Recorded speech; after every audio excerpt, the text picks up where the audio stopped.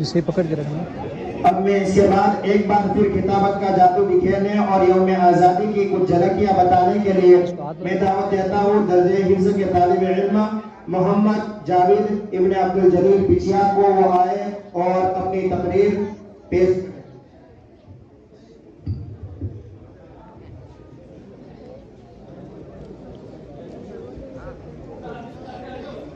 السلام علیکم ورحمۃ اللہ وبرکاتہ. نحمده ونصلي على رسوله الكريم. اما بعد. زندگی دی ہے تو جینے کا ہنر بھی دے دے. زندگی دی ہے تو جینے کا ہنر بھی دے دے. پیر بخشے ہے تو توفیق صبر بھی دے دے. میں تو گونگا تھا کہ تو نے ہی زبان دی مجھ کو. میں تو گونگا تھا کہ تو نے ہی زبان دی مجھ کو. اب میں بولوں تو میری باتوں میں اثر بھی دے دے. اساتذہ کرام اور محفل میں شریک قابل قدر حاضرین، میں آپ حضرات کا شکر گزار ہوں کہ مجھ جیسے ایک ادنا طالب علم کو یوم آزادی پر کچھ بولنے کا موقع دیا ہے. آج ہمیں بے حد خوشی ہو رہی ہے کہ ہم علماء کرام اور طلباء کی قربانی کے نتیجے میں ترنگا لہرا کر آزادی کا جشن منا رہے ہیں.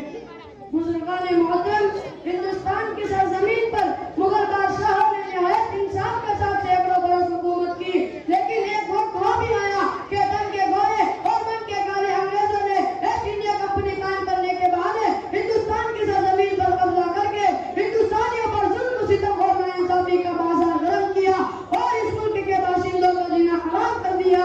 ایسے وقت میں انگریزوں کے خلاف سب سے پہلے فتویٰ دینے والے وہ شخص شاہ عبدالعزیز محدث جامع رحمۃ اللہ علیہ تھے. ان کے فتوے کے اثر سے پورے ہندوستان کے چپے چپے میں جذباتیات پیدا ہوا.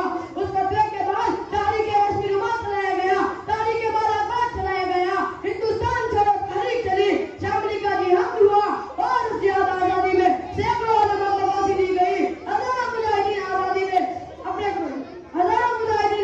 نے پھانسی کے بندے کے دل میں ہمارے آبا و اجداد اور ہمارے بزرگوں نے اپنا بچوں کو یتیم کیا، عورتوں کو بیوہ کیا، ٹینٹی کار گھوڑیوں کو آباد کیا، انگریز فوج کی گولیوں کا سامنا کیا، تب جا کر ہمارا یہ ملک آزاد ہوا.